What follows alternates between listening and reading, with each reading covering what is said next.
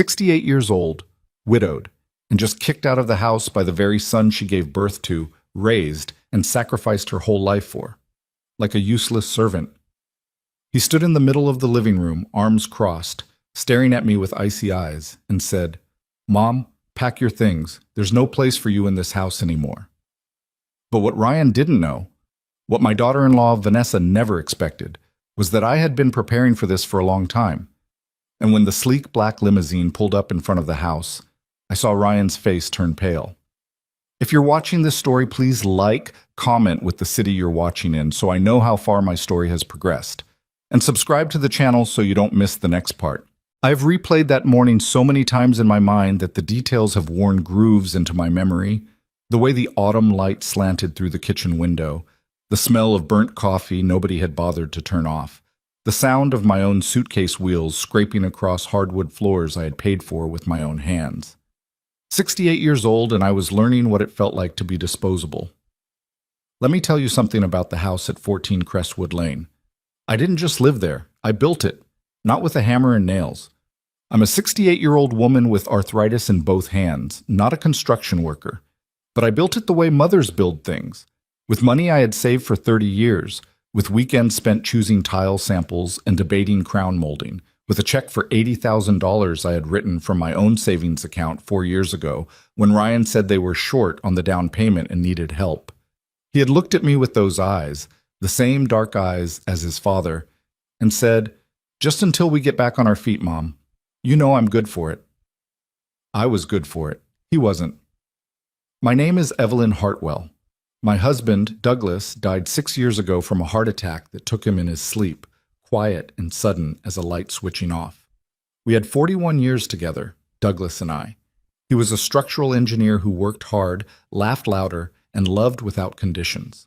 When he died, he left me with a paid-off home, a modest investment portfolio, and a grief so heavy I didn't get out of bed properly for 4 months. Ryan was the one who suggested I sell my house. He said it was too big for one person, too full of memories, too much maintenance. He said Crestwood Lane had a wonderful guest suite, and we'd be one happy family under one roof. I should have known. Douglas always said Ryan had charm where he should have had spine. But grief does things to your judgment. Grief makes you lean toward warmth, even when the warmth isn't real. And Ryan could be warm, charming, attentive, full of big plans and bigger promises. What I didn't fully understand yet was that his warmth always came with a price tag. I just never knew I was the one paying it. I moved into Crestwood Lane 3 years ago. Within 6 weeks, I understood the real arrangement. Vanessa made it clear from the beginning that she considered me a resource, not a mother-in-law. She had a way of communicating this without ever saying it outright, a particular talent of hers. She never raised her voice at me in those first months. She was too smart for that. Instead, she would say things in that soft, measured tone of hers that somehow landed harder than a shout. "Evelyn, I've been thinking. You're home all day anyway, right? It would just make so much more sense for you to handle the school pickups. The girls love spending time with you." That was how she framed it the first time. I handled the school pickups, then the school drop-offs, then the grocery runs because Vanessa was slammed at work, then the cooking on weeknights because Ryan worked late and Vanessa didn't cook. Didn't see the point of it, she said, which was a remarkable thing to say in front of 2 children who needed to be fed every single evening. Within 3 months of moving in, I was functioning as a full-time nanny, housekeeper, and cook. I told myself it was temporary. I told myself I was helping my family during a busy season. I told myself a lot of things that weren't true. My granddaughters, Sophie and Claire, were 7 and 9 when I moved in. They were the reason I stayed. I want to be honest about that because it's important. I could have pushed back harder against Vanessa's quiet rearrangement of my life. I could have set firmer limits earlier. But every morning when Sophie climbed into my lap and asked me to read to her, and every evening when Claire showed me her drawings with that gap-toothed grin, I chose those girls over my own comfort. Maybe that was wisdom. Maybe it was weakness. Probably it was some of both. The money situation unraveled slowly, the way most catastrophes do. Douglas had left me with what I thought was a clear financial picture, the proceeds from our original house sale, which came to roughly $340,000, a life insurance payout of $150,000, and various savings accounts totaling around $80,000. After the $80,000 I gave Ryan for the down payment, I still had what I considered a secure cushion, enough to live modestly but comfortably, enough that I wasn't afraid. Ryan managed the accounts. That sounds insane, written out plainly. And it was. But Douglas had always handled our finances, and when he died, Ryan stepped in with that same confident energy his father had, talking about returns and interest rates and smart portfolio management. He had just gotten a Series 65 license, he told me. He knew what he was doing. I was grieving and frightened and 62 years old, and I let him take the wheel. The first time I asked for a full accounting, about 14 months after I moved in, Ryan looked at me like I had accused him of something. Mom, this is a lot of paperwork. I'll put it together for you, but it's going to take some time to compile everything properly. I'm not asking for an audit, Ryan. I just want to understand where things stand. I know. Give me a few weeks. A few weeks became 2 months. 2 months became a vague accounting on a single sheet of paper that raised more questions than it answered. I saw numbers that didn't add up. I saw fees I didn't recognize. I saw an account that should have held $60,000, reflecting a balance of less than $9,000. Investment losses, Ryan said. The market has been rough. $60,000 in losses? Mom.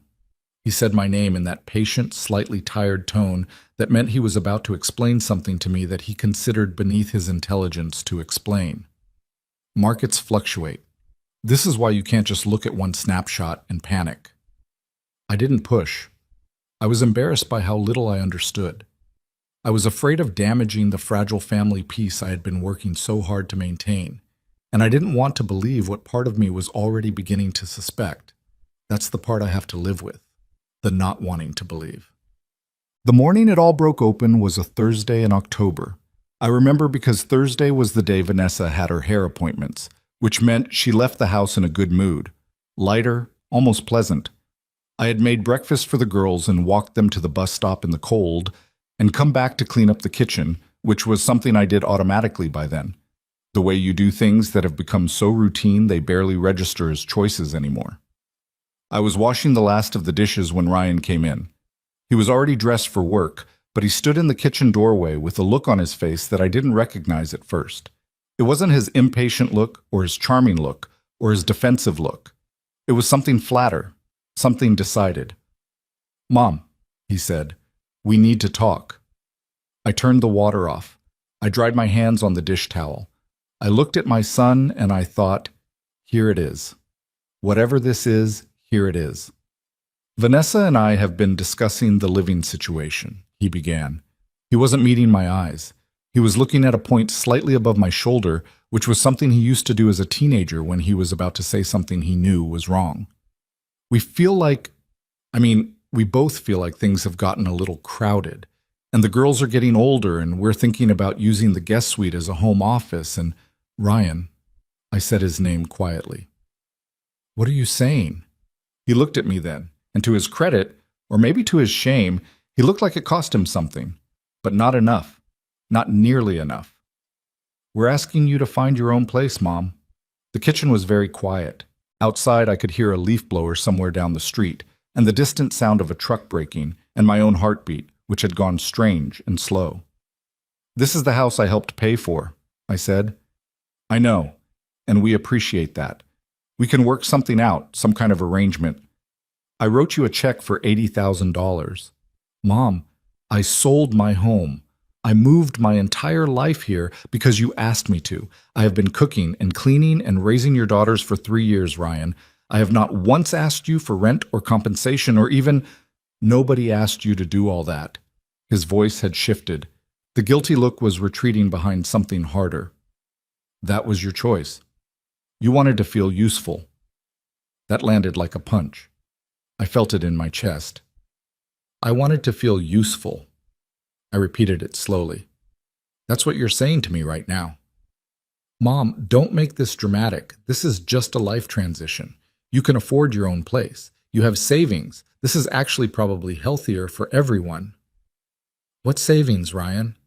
My voice was very steady. I was surprised by how steady it was. What savings are you talking about? Because the last accounting you showed me looked like a house fire, and I still don't have a straight answer about where $300,000 went. Something crossed his face, quick and dark, like a shadow. He covered it almost immediately. The finances are complicated right now. We can discuss that separately. We will discuss it, but right now I want to understand what you're telling me. You want me out of this house. A pause. Vanessa feels it would be better for our marriage, he said. And I agree with her. There it was, plain and stripped of every polite dressing. Vanessa had decided. Ryan had agreed. And 68-year-old Evelyn, with her arthritis and her suitcases, was no longer part of the plan. I stood in the kitchen for a long moment after he left the room. I could hear him upstairs, the sound of his shoes on the floor, the bathroom door closing. Normal sounds, ordinary sounds. Everything proceeding as if what had just happened was a small thing. I set the dish towel down on the counter. I walked to the kitchen table and I sat down, and I put my hands flat on the surface and I breathed. I was not going to cry, not here, not for him. What Ryan didn't know, what I had never told anyone in that house, was that I had started keeping records 8 months ago. It began as something small, a nagging worry I couldn't shake, a sense that the financial picture I was being shown didn't match the one that should have existed. I had started writing things down, dates, amounts, discrepancies. I had quietly requested copies of statements from accounts I was technically still a co-holder of, careful to have them sent to a post office box I had opened without mentioning it to anyone. I had called Douglas's lawyer, an old friend named Harold Kessler, who had drawn up our estate documents years ago, and I had asked him carefully what my rights were in various hypothetical situations. Harold had listened. And then Harold had said, in that precise, careful way of lawyers who have known you for 20 years, Evelyn, these hypotheticals sound fairly specific. Are you telling me you need help? I told him I wasn't sure yet, but I would let him know. I went to my room, the guest suite, technically, with its separate entrance and its single window overlooking the side yard, and I pulled my suitcase from the closet. I am not a dramatic woman by nature. I don't make scenes. I don't weep at confrontations. Douglas used to say I was the most composed person he had ever loved, and he didn't always mean it as a compliment. I packed methodically. The things that mattered, the photographs, the documents I had been quietly collecting, the small leather journal where I had kept my notes, Douglas's watch, the blue cardigan Sophie had picked out for my birthday last year. I packed like a woman who had been planning for this without knowing she was planning for it. I called Harold Kessler. It's time, I said. I'll make some calls, he said. And Evelyn, Victor Langston has been asking about you. He called me last month. He knew something was wrong. Victor Langston. The name moved through me with a particular weight. Victor had been Douglas's closest friend for over 30 years.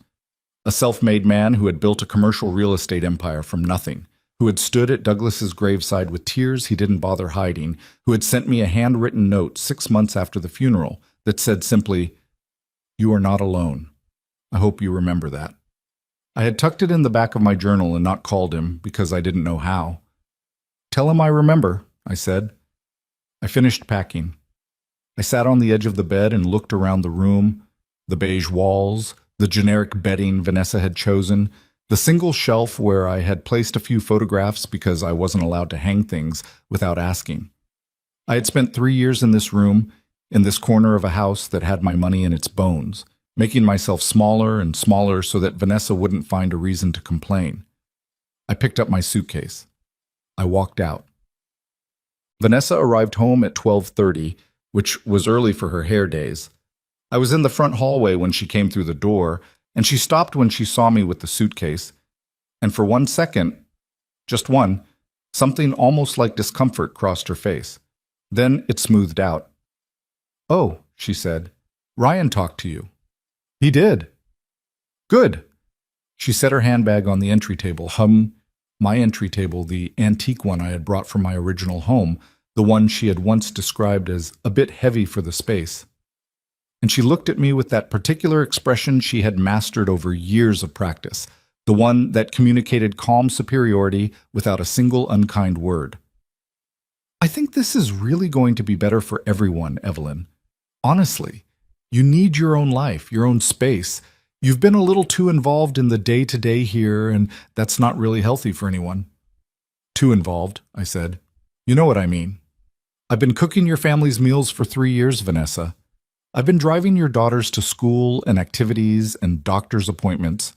I've been cleaning this house because you don't. And I've appreciated all of that, she said, in the voice she used to redirect conversations she found unpleasant.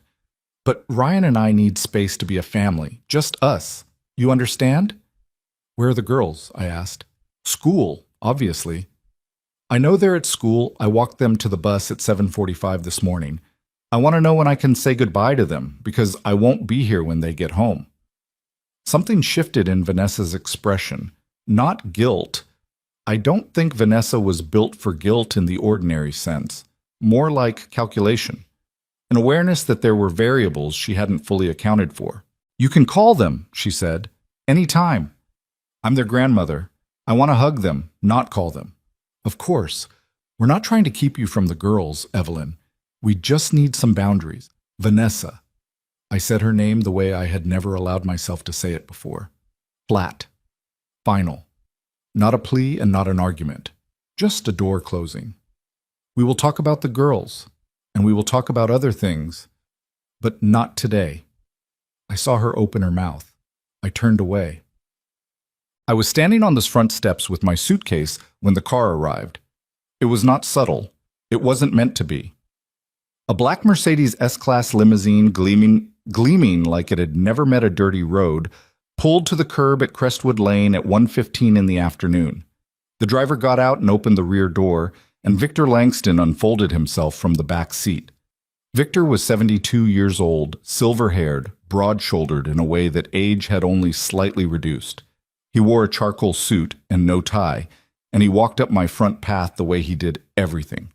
Like he had already considered the situation from every angle and was no longer worried about it. He stopped in front of me and looked at my suitcase, and then at my face. You look tired, he said. I am tired. Are you ready? I've been ready for a while. He picked up my suitcase without asking. That was a Victor thing. He didn't ask permission for the small courtesies. He simply extended them. Douglas had been the same way.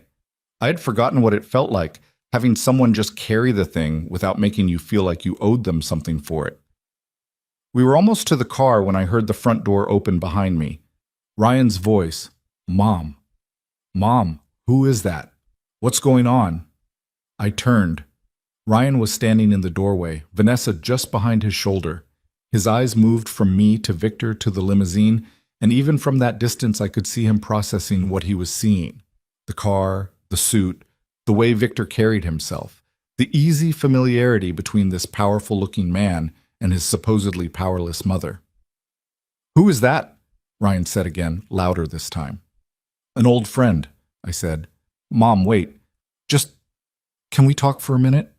I didn't mean for this to go like this. Maybe we were too hasty. Ryan.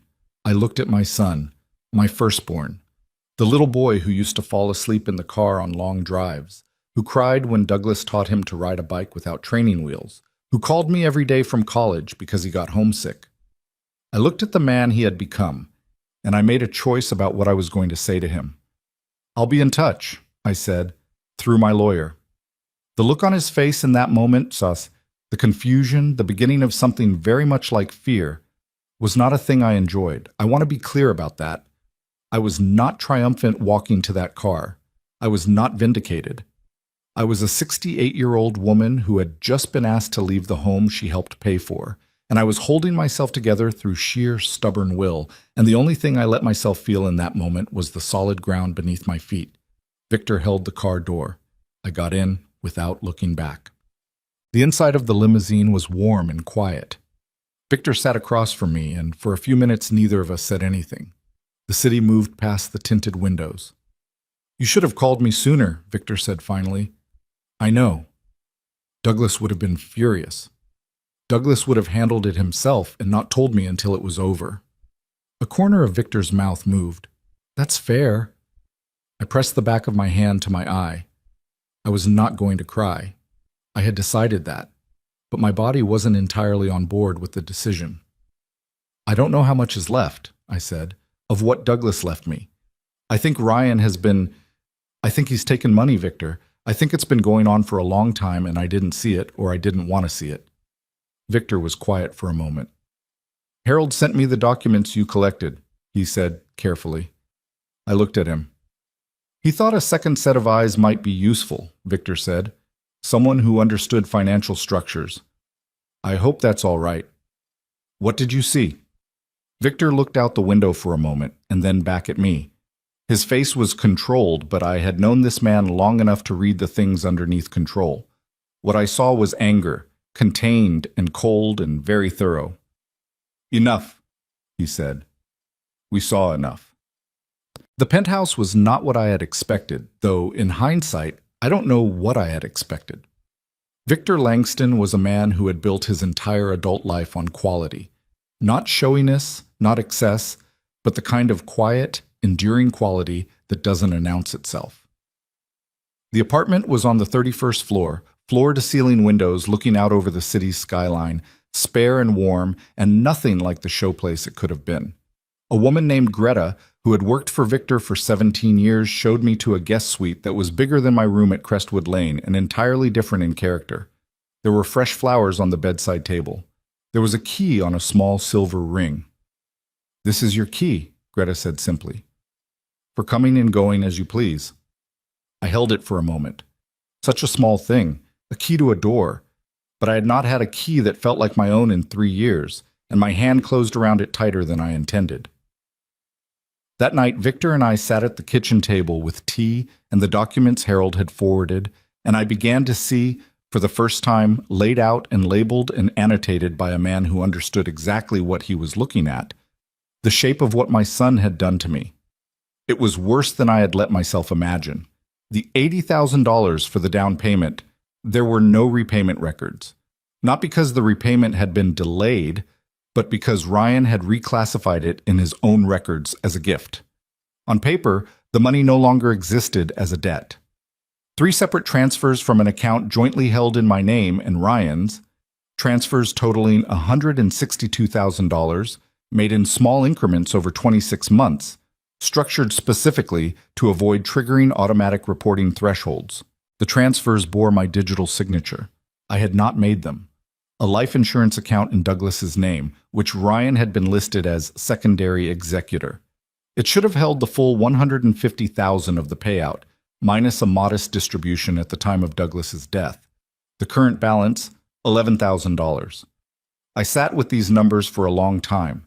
Victor didn't say anything. He didn't try to soften it or reframe it or suggest alternative explanations. He just let me sit with it. "Forged signatures," I said finally. "Harold believes so. He's already in contact with a forensic accountant." "Ryan." I said my son's name, and it tasted strange, not like the name of a villain, like the name of someone I didn't fully know. "He did this." "It appears so." Victor paused. "With help, we think.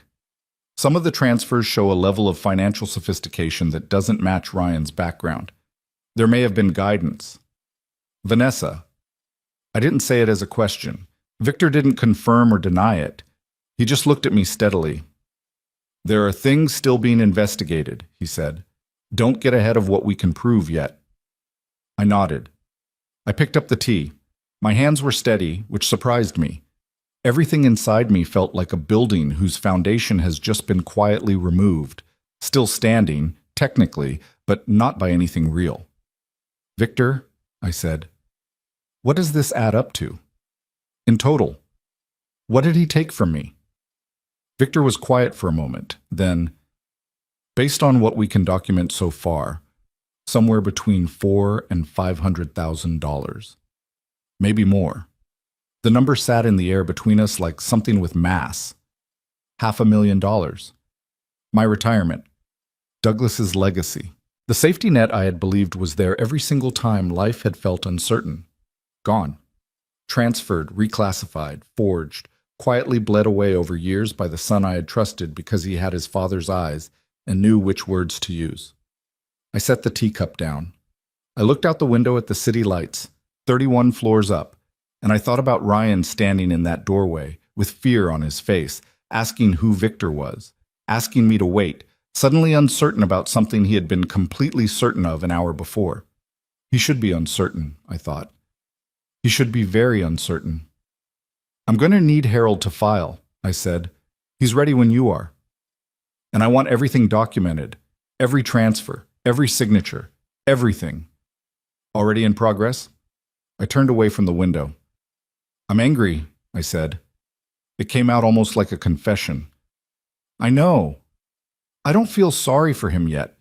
Maybe I will, later, but right now I just feel angry, Victor said simply. That seems right. It was the first thing anyone had said to me all day that felt completely true. I was angry. Not performed anger, not dramatic anger, just the real, deep, tired fury of a woman who had spent 3 years making herself small and accommodating and careful, telling herself she was being patient, telling herself family required sacrifice, telling herself the money would sort itself out. The money had sorted itself out, just not the way I had imagined. I went to bed that night in the guest suite with the key on the nightstand, and I lay in the dark for a long time.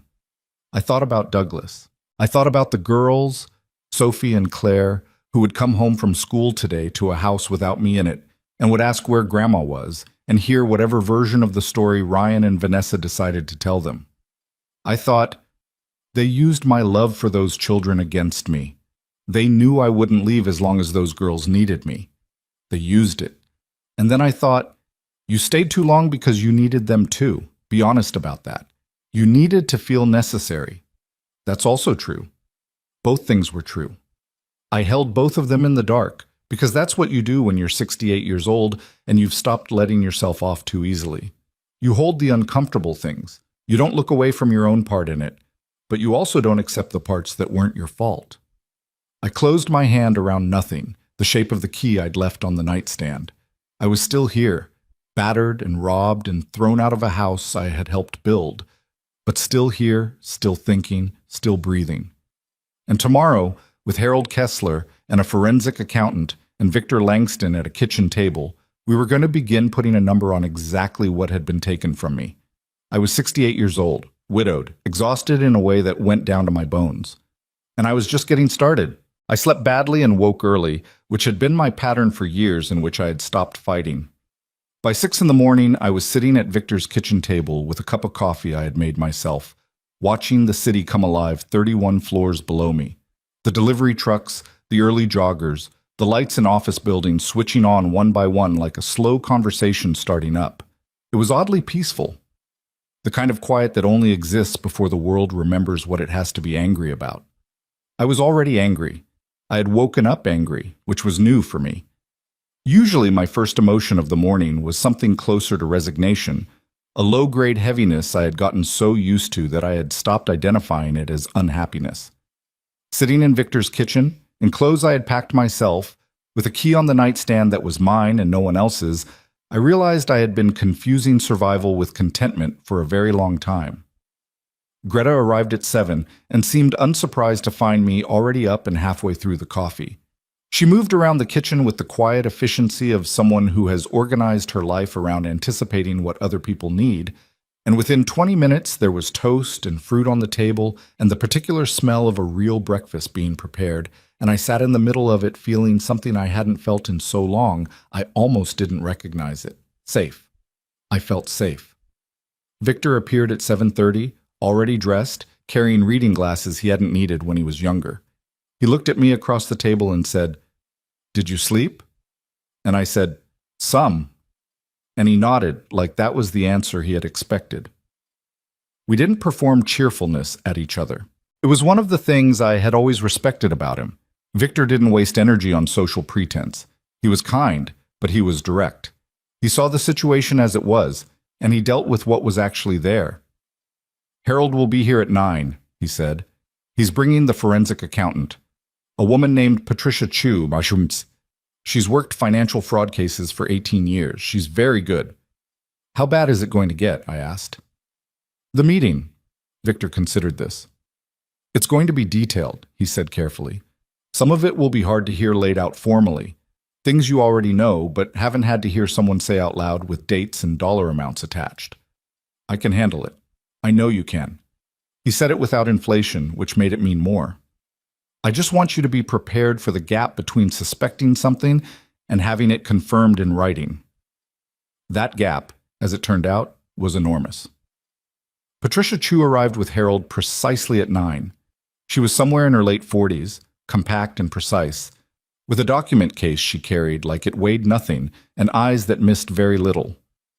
She shook my hand firmly and sat down without preamble, which I appreciated. I didn't need her sympathy. I needed her expertise. What followed was 3 hours that I can only describe as a systematic dismantling of everything I had told myself was fine. Patricia walked me through the account history the way a surgeon walks you through an X-ray. Here is the fracture. Here is where the damage began. Here is the point at which it became irreversible without intervention. She had color-coded the documents, which under other circumstances might have seemed excessive, but which I found oddly grounding. Red for transfers I hadn't authorized, yellow for signature anomalies, green for documented evidence of deliberate structuring, the practice of keeping individual transactions just below the threshold that would trigger automatic bank reporting. There were 47 red entries. I counted them. I don't know why. Maybe because I needed the reality of a number. Not a vague, heavy sense of betrayal, but an actual integer. 47 times, money had moved out of accounts in my name without my genuine consent. Over a span of 31 months, the total, including the misclassified down payment and the stripped life insurance account, was $486,000, nearly $500,000, which I already knew, theoretically, from the night before. But there is a difference between hearing a number in a quiet kitchen at night and watching a forensic accountant point to each individual line item with a laser pen and say, with professional neutrality, this transfer was made at 11:47 p.m. on a Tuesday using a device registered to your son's home IP address. I pressed my hands flat on the table to keep them still. The signatures on these 3 documents, Patricia said, sliding a set of pages toward me, are inconsistent with your natural signature in 14 measurable ways. Pen pressure, baseline angle, the way you form the capital E in Evelyn. Whoever did this studied your signature but didn't have enough samples to replicate it accurately. These will not survive scrutiny from a handwriting expert. Will we need one? Harold asked. We will want one, she said. For court, absolutely. Court. The word sat in the room like something solid. What about Vanessa? I asked. Patricia glanced at Harold. Something passed between them. The look of people who have already discussed how much to say. Tell me, I said. Harold folded his hands on the table. He was 70 years old, Harold, with white hair and the careful manner of a man who had spent his career delivering difficult news and had gotten very good at being honest without being cruel. What we can document directly connects Ryan to the transfers, he said. But the structuring, the specific method of keeping transactions below reporting thresholds, that's not something Ryan would have known to do on his own. His financial background isn't sophisticated enough. She knew, I said. It wasn't a question. We believe Vanessa may have advised him on methodology. She has a background in private banking. Did you know that? Before she and Ryan met, she worked for a wealth management firm for 4 years. She would have understood exactly how to structure transfers to avoid detection. I had not known that. I sat with it for a moment. I thought about all the times Vanessa had watched me defer to Ryan about the accounts, watched me nod along when he explained things I didn't understand, watched me trust because I didn't know enough not to. She had known what she was watching. She had understood exactly what was being done and exactly why it worked. She helped him steal from me, I said quietly. We're building that case, Patricia said. We're not there yet on paper, but we're getting there. I nodded. I picked up the coffee cup in front of me and found it had gone cold, and I drank it anyway because I needed something to do with my hands. Harold reached across the table and placed a folder in front of me. There's one more thing, he said, and this one I want you to hear from me directly, not from the documents. I looked at him. The property at Crestwood Lane, he said. Ryan refinanced it 14 months ago. He took out a $200,000 home equity line of credit. Against the house. Against the house. Which, as you know, you contributed $80,000 toward the original purchase. And what happened to the 200,000? Harold's expression shifted. About 140 of it went into an account we've traced to a shell company. The company has 2 officers on record. One is Ryan. He paused. The other is a man named Derek Calloway. The name meant nothing to me. I said so. Harold glanced toward Victor, who had been sitting quietly through all of this. Victor said with a careful steadiness, Derek Calloway is Vanessa's brother. The room was very quiet. I thought about Vanessa at the kitchen table at Crestwood Lane, in the mornings before the girls woke up, sometimes on her phone, with what she described as work calls. I thought about how she had always stepped away from those calls when I entered the room, not obviously, not dramatically, just a subtle drift toward the hallway, a lowering of her voice. I had registered it and assigned it no meaning because I had been trying, always trying, not to assume the worst. The worst, as it turned out, had not needed my assumption. It had been happening regardless. She ran it through Ryan, I said. She used my son to move my money to her brother. We believe so, Harold said. The investigation is ongoing. But yes. I looked at Victor. He was watching me with the careful attention of someone who is ready to help but has the wisdom not to intervene before you finished processing. Douglas had had that quality too. It was, I thought distantly, perhaps the most underrated thing a person could offer another person, the willingness to simply stay present while they found their footing. I need a minute, I said. I got up from the table and walked to the windows. 31 floors of city stretched out below me, indifferent and ordinary.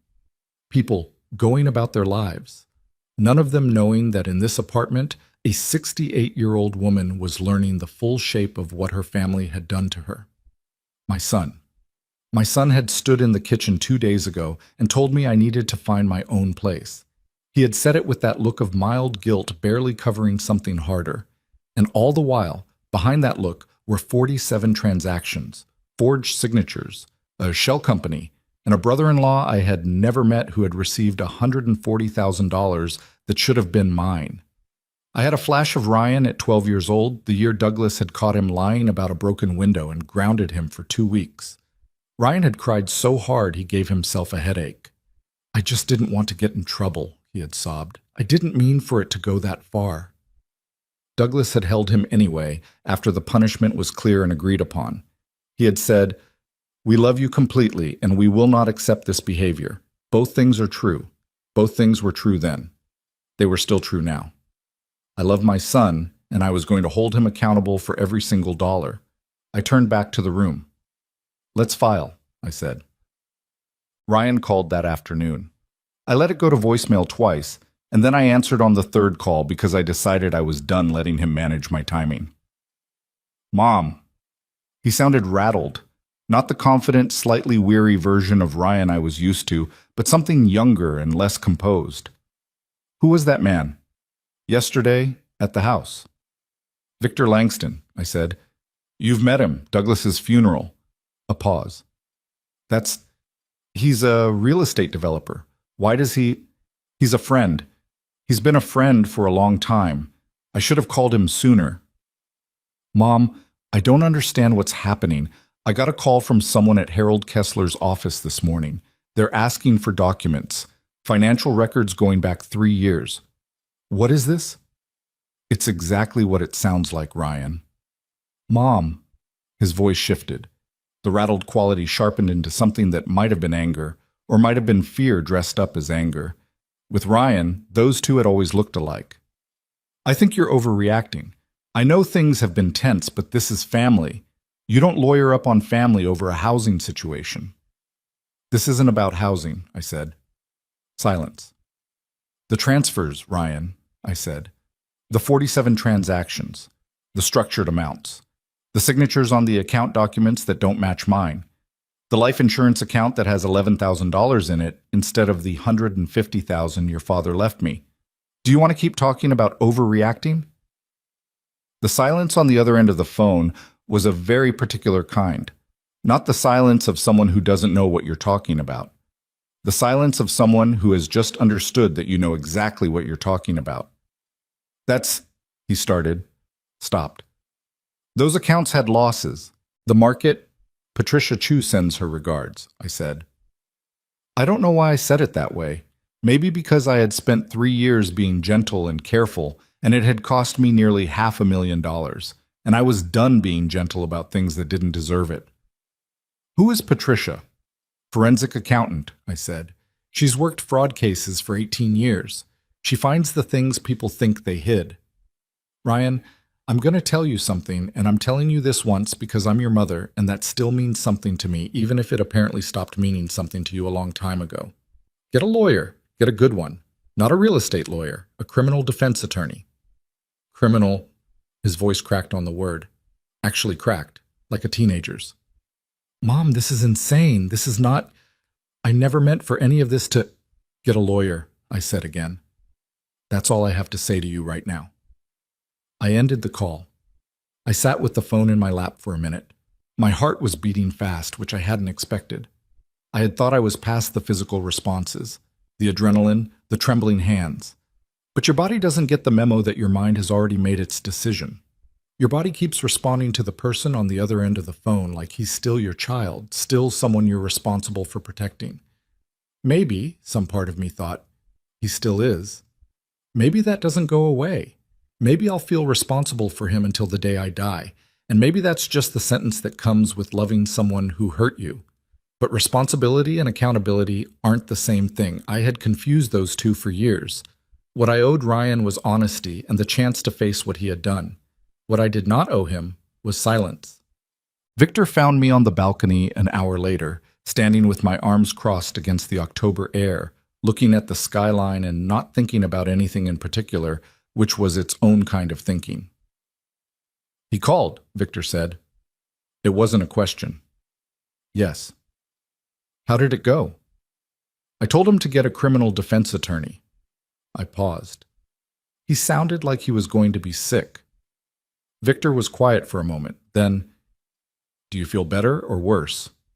I thought about it honestly. Neither. Just clearer. He leaned on the railing beside me, and we stood there for a little while, not talking, which was something I had come to appreciate about Victor in these past 24 hours. He had known Douglas for 30 years, and he had picked up, somewhere in that time, the particular skill of being with someone without needing to fill the space. Victor, I said, why did you stay in touch with Harold all these years after Douglas died? Because Douglas asked me to. I looked at him.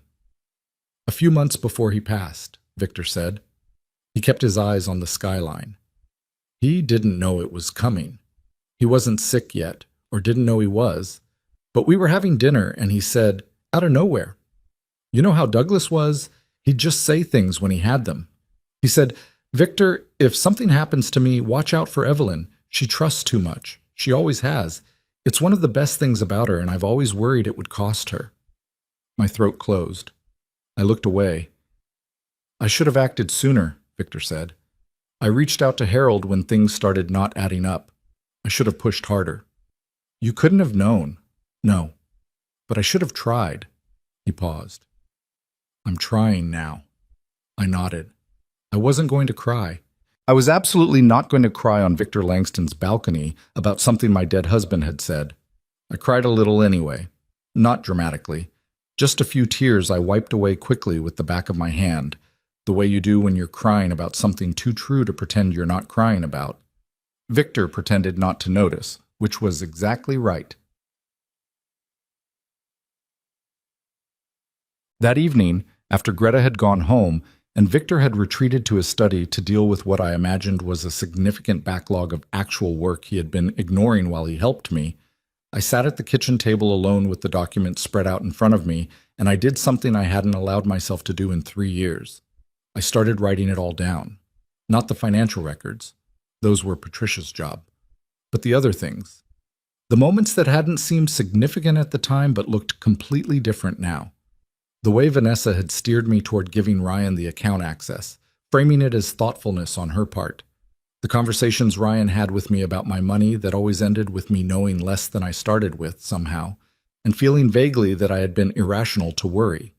The time I had noticed a withdrawal I didn't recognize and mentioned it at dinner, and Vanessa had smoothly redirected the conversation, and by the time dinner was over I had lost the thread of my own concern.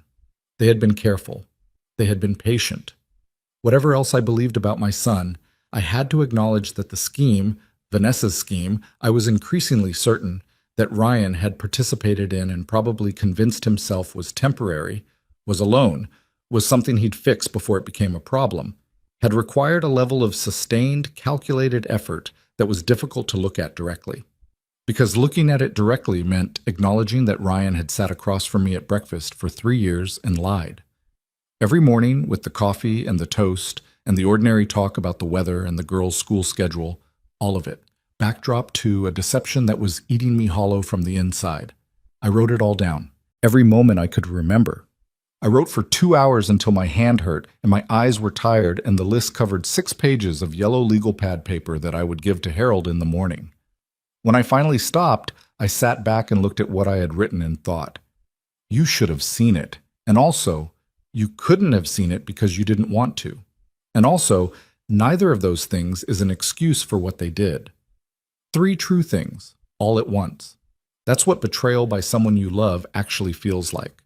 Not a clean narrative of victim and villain, but a messy, overlapping set of truths that don't resolve into each other easily. I was a woman who had trusted too much. I was also a woman who had been systematically deceived by people who exploited that trust. I was also a mother who loved her son and was going to take him to court, all of it, at once. No clean lines. I turned off the kitchen light and walked down the hallway to the guest suite that was beginning, slowly, to feel less like a refuge and more like a place I had chosen. I picked up the key from the nightstand, held it. Somewhere across the city, Ryan was sitting with whatever he was sitting with tonight. Fear, probably. Regret, maybe. Anger at being caught, which he might have told himself was something else. I hoped for his sake that underneath all of that there was something that looked like the beginning of honesty. I wasn't counting on it, but I hoped. And somewhere, in whatever life she had arranged around the ruins of what she'd helped build, Vanessa was making her calculations, planning her next move, being smart about it, the way she was always smart about things. What she hadn't calculated was that I was done being someone who didn't push back. She had looked at a 68-year-old widow and seen softness. She had seen grief and trust, and a woman who didn't want to believe the worst of the people she loved. She had used every single one of those things against me. But she had missed something. She had missed that underneath the softness and the trust and the grief was something Douglas had seen and loved and occasionally feared for me. A woman who, when she finally decided something was over, was completely, utterly done. I was done. I set the key on the nightstand. I lay in the dark. And in the morning, we were going to start taking everything back. The lawsuit was filed on a Wednesday morning, 3 weeks after I walked out of Crestwood Lane with my suitcase and my carefully kept records. Harold submitted the paperwork at 9:15, and by noon Ryan had been served at his office. I know the exact timing because Harold called me with each update, and I sat in Victor's kitchen tracking the hours the way you track a storm you've been watching build on the horizon for a long time, with dread and with a terrible kind of relief that it's finally here. I had expected to feel something dramatic when it happened, some seismic internal shift. What I actually felt was very quiet, a settling, like a house finally sitting fully on its foundation. Ryan called 4 times that afternoon. I didn't answer. His attorney, a man named Gerald Foss, who Harold described as competent but overextended, sent a letter within 48 hours suggesting we consider mediation before proceeding. Harold read it to me over the phone with the particular neutrality lawyers use when they think something is worth noting but don't want to editorialize. "What do you think?" I asked him. "I think Gerald Foss knows what Patricia Chu's report looks like," Harold said, "and he's trying to slow this down." "We don't slow down," I said. "No," Harold agreed, "we don't."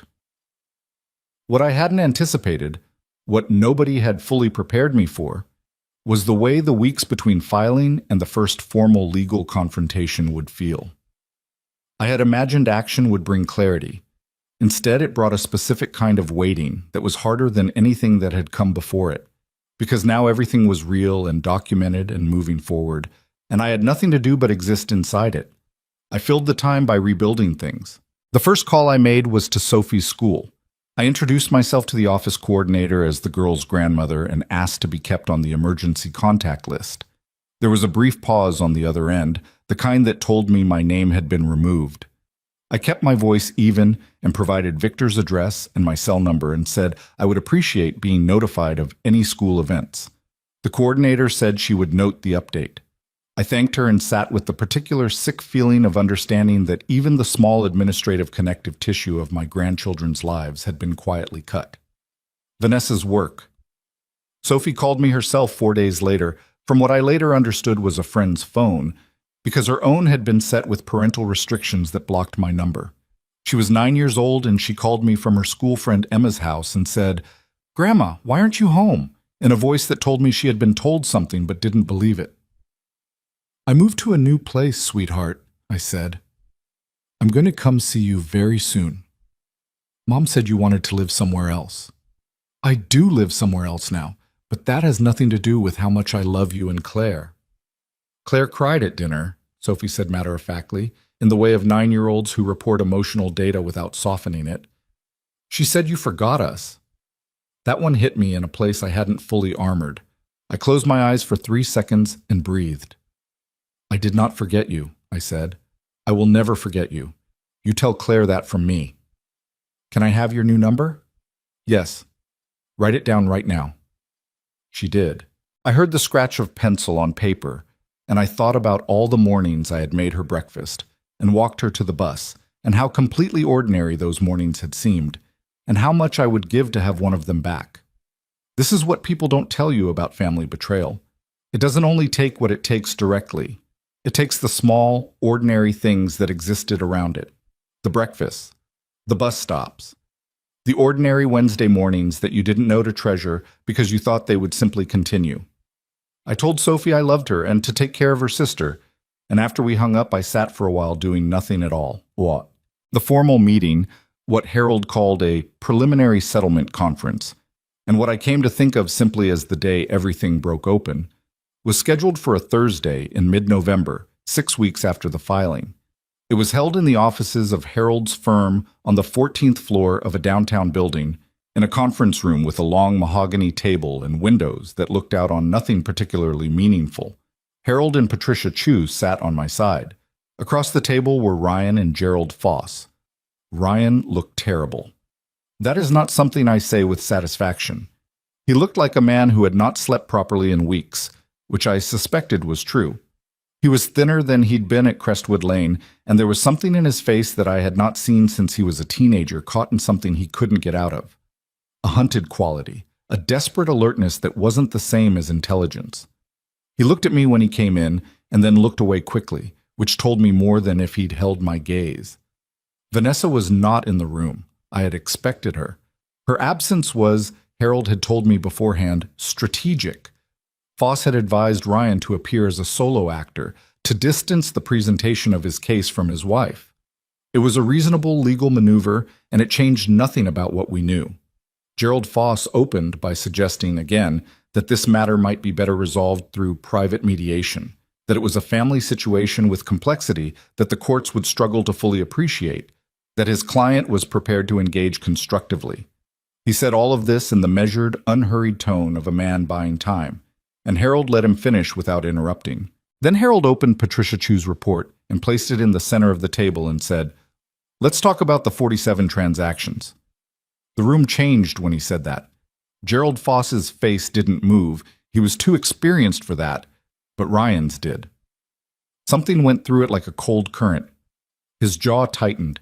He looked at the document in front of him and then at his hands and then at a point on the table between us. "Mr. Hartwell," Harold said. "Patricia, would you walk us through your findings?" Patricia was extraordinary in that room.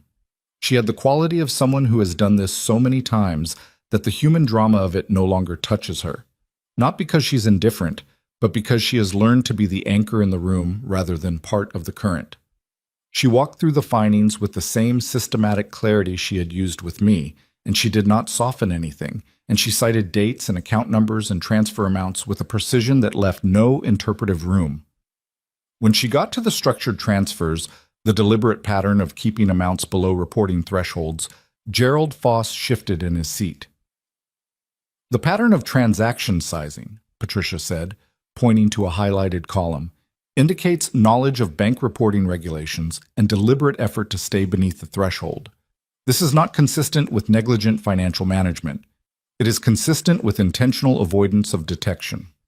That's a significant characterization, Gerald Foss said carefully. It's the characterization supported by the data, Patricia said, without heat. I watched Ryan during all of this.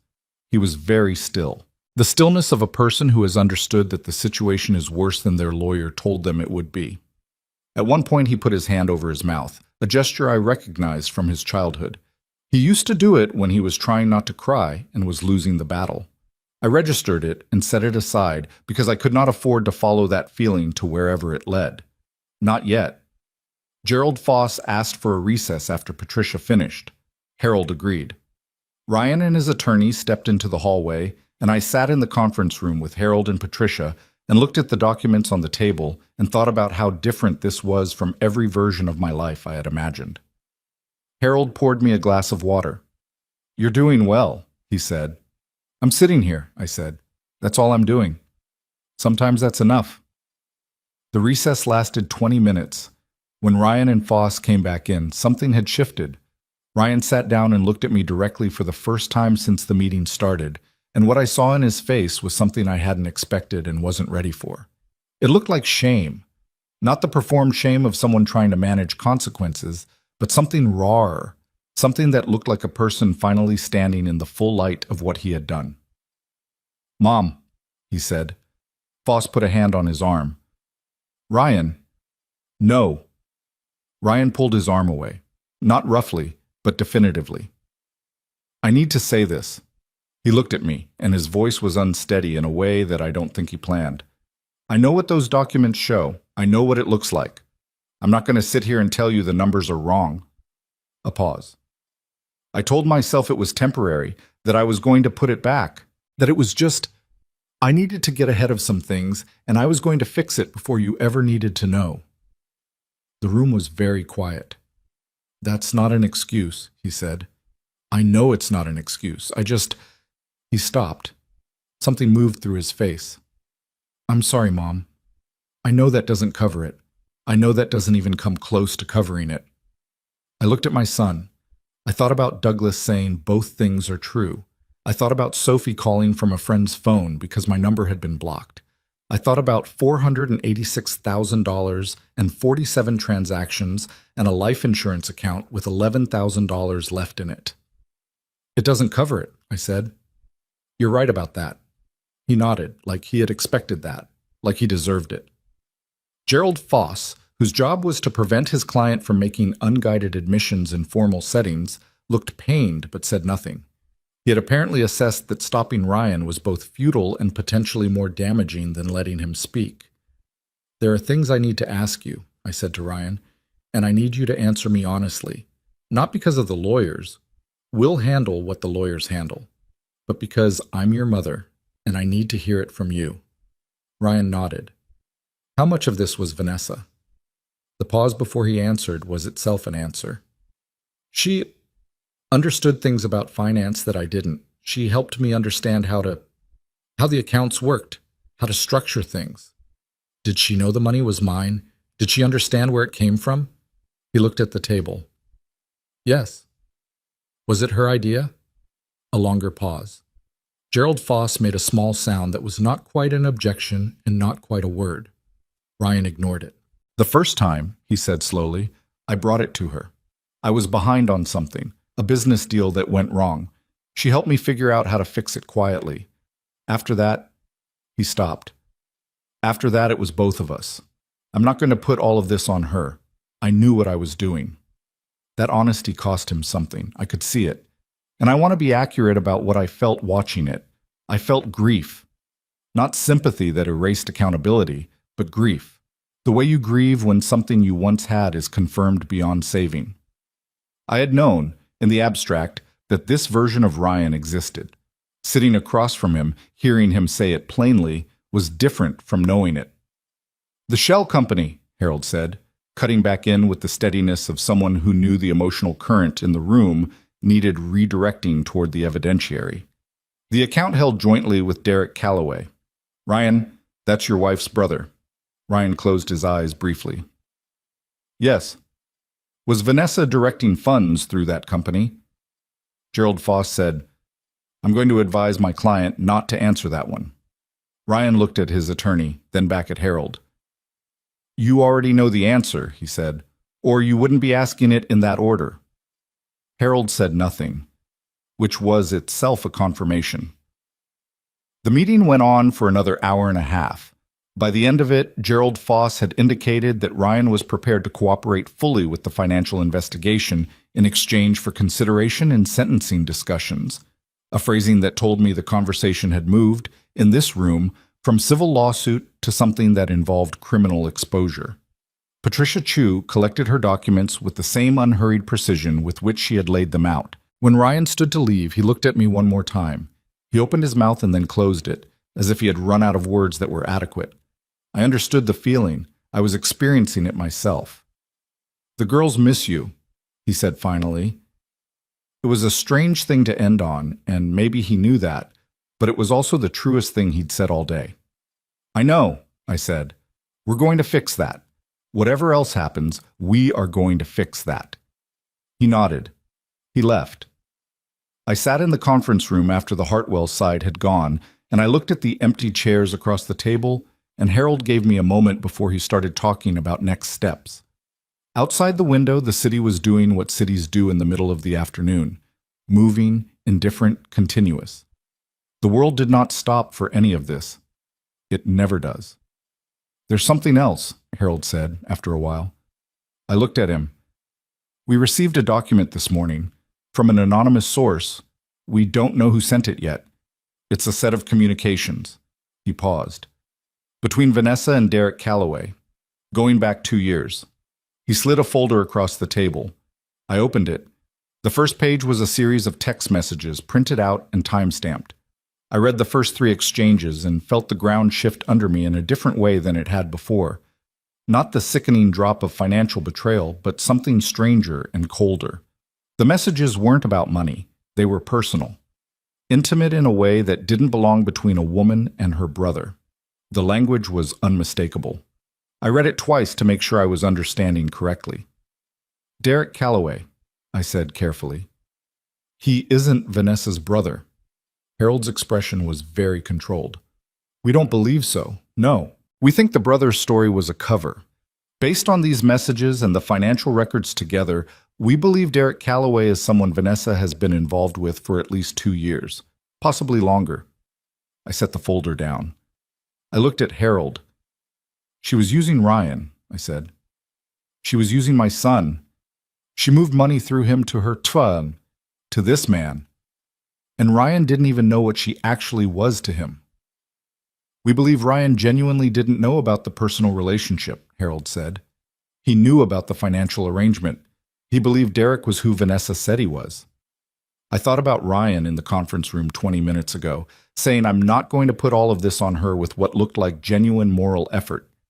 And I thought about Vanessa, who had apparently spent 2 years running a financial operation through her husband's family while maintaining a relationship she had hidden behind a family label.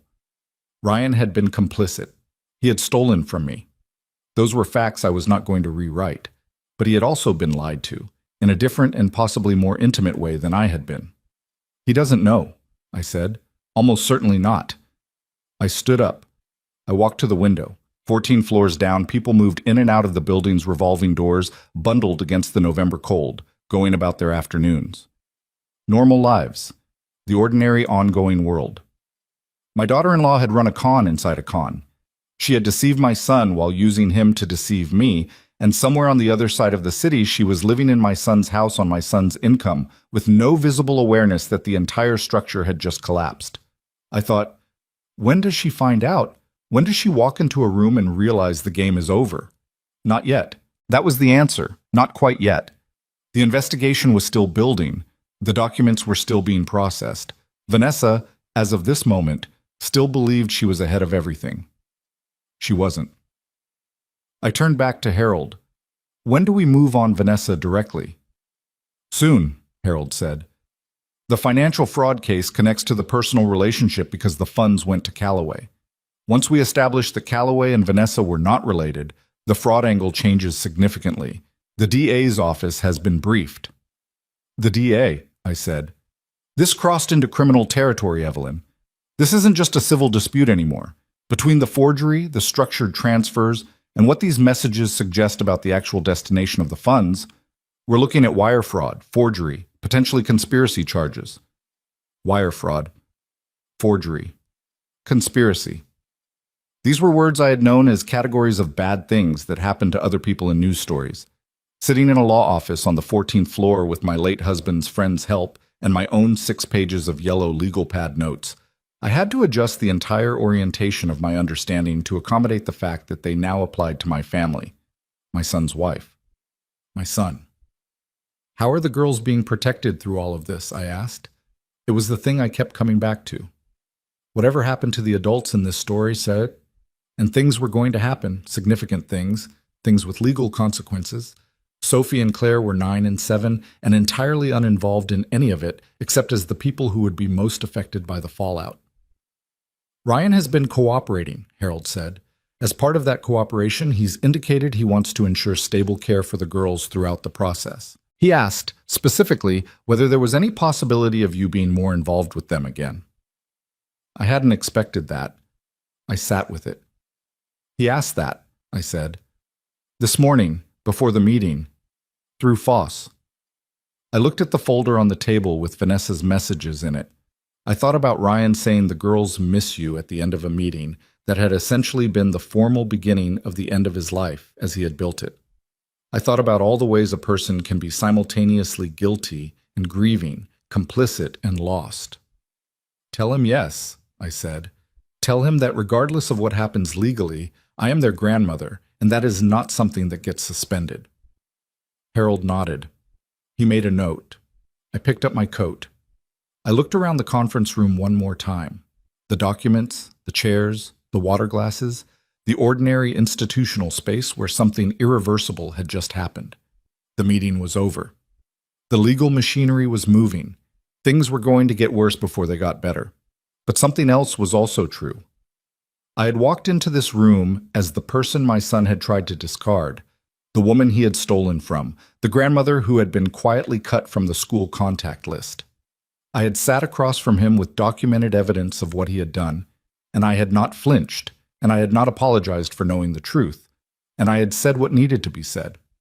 I was 68 years old, and I had arthritis in both hands, and I had lost nearly $500,000 and been thrown out of a house I helped pay for by a son I had loved beyond reason. And I was the one still standing at the end of the meeting. I buttoned my coat. I walked out. Victor was waiting in the lobby downstairs, reading something on his phone with reading glasses perched on his nose. He looked up when he heard the elevator, and he put the phone away and read my face with the quick, comprehensive attention of someone who knows you well enough to skip the pleasantries. How bad? He said. It's bad, I said. And it's going to get worse for them before this is over. And for you? I considered the question honestly. The lobby was warm after the cold of the conference room, and the afternoon light was coming through the glass doors in long, slanted rectangles, and somewhere outside the city continued its ordinary, indifferent life. I'm okay, I said, and for the first time in a very long while, it was actually true. The week after the conference, Vanessa found out. I wasn't there when it happened. I only know the sequence of events the way you learn most things in legal proceedings, through secondhand accounts, documented timelines, and the particular kind of detail that surfaces when people start talking to investigators to protect themselves. But I've pieced it together well enough that I can see it almost as clearly as if I'd been in the room. Ryan came home from the conference on that Thursday evening and told her everything. Not because he had planned to, not because he had decided in some moment of moral clarity that honesty was owed, but because Gerald Foss had advised him that full cooperation with the investigation was his best and possibly only path toward avoiding the worst of the criminal exposure. And part of that cooperation meant stopping any ongoing concealment, which included the concealment of the investigation from Vanessa herself. Ryan later told me, in one of the careful, halting conversations we began having in the weeks that followed, that she hadn't reacted the way he expected. He had expected anger, defensiveness, the sharp, controlled version of Vanessa that deployed itself whenever something threatened the structure she had built. Instead, she had gone very quiet. She had asked him, in a measured voice, exactly what documents they had. He had told her. Another silence. Then she had walked into the bedroom, closed the door, and made a phone call he was not invited to hear. To Derek Calloway, presumably, who by that point had already been contacted by investigators and had, according to what surfaced later, begun distancing himself from Vanessa with the speed of a man who had always planned for the possibility of having to do exactly that. Ryan didn't understand what she was doing in that room. He still thought Derek was her brother. He stood in his own kitchen, my money's kitchen, with my $80,000 in its bones, and waited for his wife to come back out, not yet knowing that the person who returned would be a version of Vanessa he had never actually met, the one who existed when the performance was no longer necessary. She came out 40 minutes later and told him she was going to stay with a friend for a few days. She packed a bag with the brisk efficiency of someone who had rehearsed this moment without knowing it. She kissed him on the cheek, which he later described as the strangest part of the whole evening, that automated, disconnected kiss, like a door closing politely on its way to being locked forever. She left. She did not come back. I learned about Vanessa's departure through Harold, who learned about it through Gerald Foss, who called him the following morning with the strained professionalism of a lawyer managing a situation that had just become significantly more complicated. The call from Foss also included something else, a development that changed the shape of the investigation in ways none of us had fully anticipated. Vanessa had retained her own attorney, separately from Ryan. The moment she understood the scope of what the investigators had, she had separated her legal position from her husband's and begun constructing a defense that, by its nature, required establishing distance between herself and the decisions Ryan had made. Harold explained this to me over the phone with the careful neutrality he always used when delivering information that was both good and complicated. "She's going to argue," he said, "that she provided financial guidance as a spouse, not as a co-conspirator, that Ryan made independent decisions about your accounts, and she wasn't aware of the full extent of what he was doing." "She structured the transfers," I said. "Patricia documented the methodology."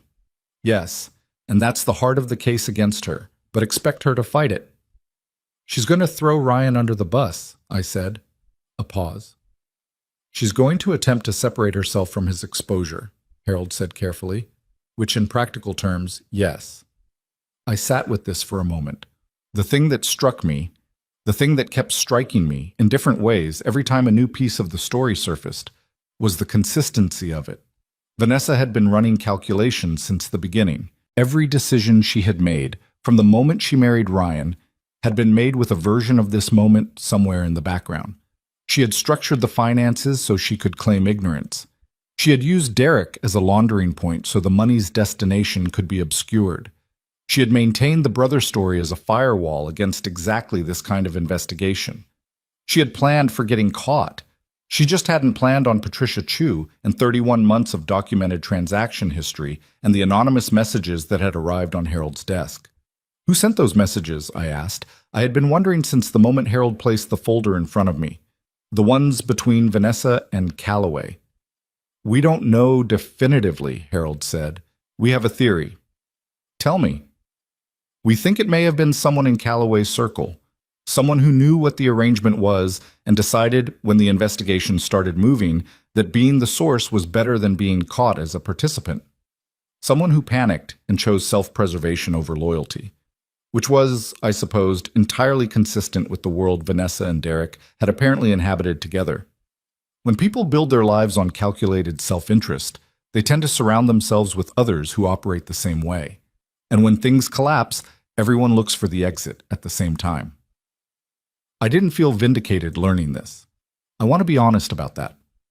I had expected to feel something like satisfaction when the machinery started catching up with Vanessa, some measure of the righteous completion that you're supposed to feel when justice begins moving.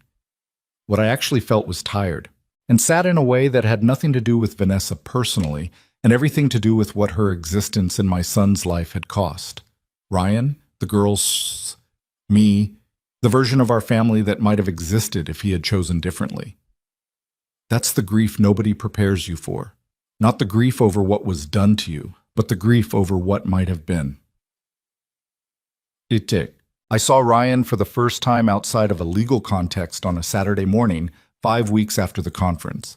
He called and asked if we could meet for coffee, and I said yes because I had told Harold to tell him yes on the question of the girls, and I meant it, and meaning it required actually showing up. We met at a diner 2 blocks from Victor's building, Neutral Ground, which was Ryan's phrase when he suggested it, and which told me Gerald Foss had coached him on the optics of the meeting. I was there first. I ordered coffee and sat in a corner booth and watched the door. He looked worse than he had at the conference, which I hadn't thought was possible. He was unshaven in a way that wasn't a style choice, and he'd lost more weight, and he moved through the diner with the slightly dazed quality of someone navigating a world that has recently reorganized itself around him without his permission. He slid into the booth across from me and looked at his hands for a moment before he looked at me. "Thank you for coming," he said. "You're my son," I said. "That hasn't changed." Something in his face moved. He pressed his lips together hard for a second. "I don't know why you'd still say that." "Because it's true. The fact that you hurt me doesn't make you not my son. It makes you my son who hurt me. Those aren't the same thing." He was quiet for a moment. The waitress came and he ordered coffee without really looking at the menu, and after she left he turned the cup in his hands the way he used to fidget with things when he was anxious, a habit from childhood I had forgotten until I saw it again. "She's gone," he said. "Vanessa. It's over. She moved out while I was at my lawyer's office on Tuesday. I came home and half the furniture was gone." A pause. "I didn't even know she'd kept a storage unit. She had a whole exit already planned. Every piece she chose, every item she took. It was too specific. She'd thought about it." "She plans ahead," I said. He gave a short, humorless sound that wasn't quite a laugh. "Yeah." He looked up at me. "She wasn't going to stay, was she? Even before any of this?" "I don't know what was in her mind, Ryan." "But you knew she wasn't. You knew she wasn't what she said she was. Long before I did." I thought about how to answer that honestly. "I knew she was using you," I said finally, "and using me. I didn't know the full shape of it, but I knew she wasn't someone who loved the way she claimed to." He nodded. He looked out the window at the November street. "I convinced myself the money was temporary," he said. "Every time I moved something, I told myself it was short-term, that the business would turn around, that I'd replace it before anyone noticed. I just needed, I don't know, I needed to believe I was fixing things instead of making them worse." He looked at me. "That's not an excuse." "No," I said, "it's not." "I know. But it's true," I said, "and I believe it. I believe you didn't set out to steal from me. I believe somewhere inside you, you convinced yourself it was something else. That doesn't change what it was, but it changes. It changes how I think about what comes next." He was watching me carefully, like he didn't trust the ground he was standing on, which was reasonable because he had broken most of it himself. "The girls," I said. "Tell me how they are." Something shifted in his expression. The defensive alertness softened into something more genuine and more painful. "Sophie's okay. She's resilient, that kid. Asks questions I don't know how to answer and then moves on like she's filed it away for later. Claire is—" He stopped. His jaw worked. "Claire's not sleeping. She cries at night and won't always tell me why. I think she thinks everything falling apart is somehow connected to her." "That's what children think," I said. "They always make themselves the center of the story. It's not logic, it's how they're built." "I don't know how to fix it." "You can't fix it quickly. That's the first thing. You show up every day, you're honest with them in age-appropriate ways, you let them have their feelings without trying to manage them out of it. And you let me in." I held his eyes. "You let me back in with them, not as a negotiating point, as their grandmother, unconditionally." "Yes," he said immediately. No hesitation. "Yes. Absolutely. I already told Foss—" "I'm not talking to Foss," I said. "I'm talking to you. My son, looking at me. Tell me you understand what I'm saying." He met my eyes. "I understand," he said. "I want you back with them. I should never have—" He stopped. I should have protected you from her from the beginning. Instead, I let her tell me what you needed and what you didn't, and I believed her because it was easier than thinking about it myself. That was probably the most honest thing he had said to me in years, maybe longer. I let it sit. There's something else, Ryan said. His voice had changed, tightened slightly. About Vanessa and Derek. I waited. My lawyer got the communications this morning, the ones between them. He was looking at the table again. Derek isn't her brother. I know, I said quietly. His head came up. You knew? Harold received the same documents. A long silence. He processed this. I watched the understanding move through him in stages. The initial confusion, then the beginning of comprehension, then the full arrival of what it meant. His wife. The relationship. The cover story he had been given and had never questioned because why would he question the identity of his wife's family? How long, he said. Not really a question. The messages go back at least 2 years, I said. Possibly longer. He put his hand over his face. It was the gesture from the conference room, the one from his childhood, trying not to crack in front of someone, losing. He sat like that for a moment while the diner moved around us, ordinary and indifferent, and I did not look away and I did not reach across and touch his hand because this was something he needed to fully feel, and I was not going to help him around it. She used me, he said from behind his hand. Yes. To get to you and to get to him. Yes. He put his hand down. His eyes were red, but he had held it together, barely. I'm an idiot, he said. You're not an idiot. You're a man who wanted to believe his wife was who she said she was. That's not stupidity. It's trust in the wrong person. I paused. Which, as it turns out, is something we have in common. He looked at me, and there was something in that look, the recognition, the grief of it, the slight bitter edge of two people who had been maneuvered by the same woman in different directions. That was the first moment in a very long time that I felt like I was actually seeing my son. Not the version he performed, not the defensive man who had stood in the kitchen and told me I was too involved, but Ryan. The actual Ryan. Flawed and lost and 38 years old and completely unprepared for the wreckage of the life he had let someone else build for him. What happens now? He asked. Now you cooperate fully. You give the investigators everything they ask for. You stop protecting her. There's nothing left to protect. And you start talking to a therapist, Ryan, not a lawyer, a therapist, because what happened here didn't begin with the money, and it's not going to end with the legal case. He blinked. A therapist. You let a woman systematically dismantle your judgment for years. That doesn't happen to people who are doing fine internally. Something in you needed what she was offering badly enough that you looked away from what it was costing. I wasn't saying it harshly. I was saying it because it was true, and someone needed to say it to him directly. You have 2 daughters who need you to actually be their father, not the version of yourself that was running interference for Vanessa's plans. Their real father. He was quiet for a long moment. Did Dad ever talk to you about me? He asked. About the way I was? Whether he was worried? The question caught me off guard. I thought about Douglas, about the dinner with Victor, the conversation about trust, the things Douglas saw in Ryan that he loved, and the things that worried him. He loved you completely, I said, and he thought you were too easily influenced by people who were confident. He thought you'd always struggled to hold your own center when someone strong-willed came along. He was right. He usually was. Ryan looked down at the coffee he hadn't drunk. I'm going to pay it back, he said. Every dollar. I know the legal process is what it is, but I want you to know, not as a legal commitment, as something I'm telling you. I'm going to spend the rest of my life paying it back. I know, I said, and I believed him. Not because Ryan had earned my complete trust back. He hadn't, and that would take years if it ever came fully.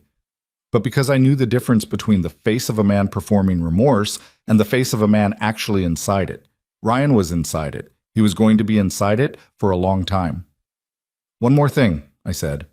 I opened my bag and set a folded piece of paper on the table between us. This is the name of a family therapist. She specializes in children dealing with family disruption. I've already spoken with her. She has appointments available for Sophie and Claire beginning next week. He looked at the paper. You set this up already. They needed it already. I just had to wait until I could access them again. He picked up the paper. He folded it carefully and put it in his jacket pocket. Okay, he said. Okay. He looked up. Is it too soon to ask if you'd come for dinner sometime, with the girls, at the house? It's a mess right now, the house. I'm not great at the domestic stuff alone, but Ryan. I said his name the way I used to when he was small and talking himself in circles. Yes, I'll come for dinner. He exhaled. It was the sound of a man who had been holding his breath for weeks. Vanessa's legal situation collapsed faster than any of us had expected, though not in any way that felt satisfying. Justice rarely works the way you imagine it will when you're standing at the beginning of it. You picture a single reckoning, a clear moment when everything is acknowledged and the ledger is settled. What actually happened was more bureaucratic, more drawn out, and more anticlimactic on the surface, while being, underneath, a complete demolition. The financial fraud charges were filed 3 weeks after the November conference. The wire fraud charge followed 10 days later, once the investigators had traced enough of the money's movement through the shell company to Callaway. Callaway by then had hired his own attorney and was cooperating with prosecutors in a way that left Vanessa almost entirely exposed on the conspiracy angle. Her legal team argued the spousal guidance position aggressively. The communications between her and Derek, combined with Patricia Chu's analysis of the transfer methodology, made it impossible to hold. She accepted a plea agreement in early January. I was not in the room for that. I chose not to be. Harold offered to arrange for me to make a victim impact statement, and I spent a week deciding whether to do it, and ultimately decided that what I needed to say to the legal record was adequately contained in the documents. I didn't need Vanessa to hear my voice. I needed the consequences to be real and documented. Those things happened without me in the room. What I was told, she received a felony conviction on 2 counts of wire fraud and 1 count of conspiracy. Financial penalties. Restitution attached to the civil judgment. The life she had constructed inside Ryan's family, inside the house my money helped buy, inside the comfortable structure of a marriage she had never intended as anything more than infrastructure, gone. The storage unit furniture and whatever she had managed to move to wherever she was going wouldn't cover what she owed. It wouldn't come close. Derek Callaway took a plea on a single count of conspiracy. He received probation and a fine, which was the price of his cooperation and which I had no control over and tried not to fixate on, because there are things in legal proceedings that are unsatisfying and unfair, and you have to let them be what they are, or the injustice of the smaller things will eat the reality of the larger accountability. Ryan's sentencing was separate from Vanessa's because his cooperation had been established early and his exposure, while serious, was categorically different from hers. He received a deferred sentencing arrangement contingent on full restitution and community service, a legal outcome that Harold described as the best realistic result given the circumstances, in which I neither celebrated nor resented. It meant Ryan was going to be present for his daughters. It meant he was going to be the one rebuilding, slowly, painfully, in the daylight instead of disappearing into a consequence that left Sophie and Claire without both parents. I had made a decision, quietly, that whatever I felt about Ryan's legal outcome, and I felt things about it that didn't organize neatly, what I could not afford, emotionally or practically, was for those girls to lose everything at once. They had already lost enough. The house at Crestwood Lane had to be sold. The equity line Ryan had taken against it made the math unavoidable. He moved with the girls to a 2-bedroom apartment 20 minutes away. Smaller, plainly furnished, nothing like what they had grown up in. Claire hated it at first. Sophie, in her particular 9-year-old way, decided the smaller space was cozier and proceeded to reorganize her bedroom furniture with the systematic efficiency of someone determined to make things work. I came for dinner on a Thursday in December. The apartment was messier than I would have kept a kitchen, and Ryan had made pasta that was slightly overcooked, and Claire sat next to me with her shoulder pressing against my arm for the entire meal in the wordless way of children communicating things they don't have language for yet. After dinner, Sophie showed me the drawings she had made of our old morning walks to the bus stop, which she had actually framed, in little frames from the dollar store, and hung on her bedroom wall. I stood in that small bedroom looking at crayon drawings of the two of us walking in the cold, and I thought about the woman I had been 6 months ago. Smaller and quieter and so practiced at invisible sacrifice that I had stopped noticing I was doing it. And I thought about what it had cost to stop being that woman. Everything it had cost. The money, the house, the family peace, the image of my son I had maintained beyond its useful life. And also what it had given back. The key on the nightstand. The coffee in Victor's kitchen in the early morning. The legal pad with 6 pages of handwritten truth that had helped bring $486,000 of accountability into a courtroom. Sophie tugged my hand. "Do you like them?" "I love them," I said. "I made one of Dad too, but his came out kind of wobbly." "Wobbly is honest," I said. She considered this with the gravity of a child filing away something they think they'll need later. "Yeah," she said. "I think so too." January gave way to February the way hard seasons usually do. Not with any dramatic announcement, just a gradual loosening. The ice on the sidewalks thinned. The mornings got lighter by small increments that you wouldn't notice day to day, but that accumulated, quietly, into something you could finally feel. I noticed because I had started walking again.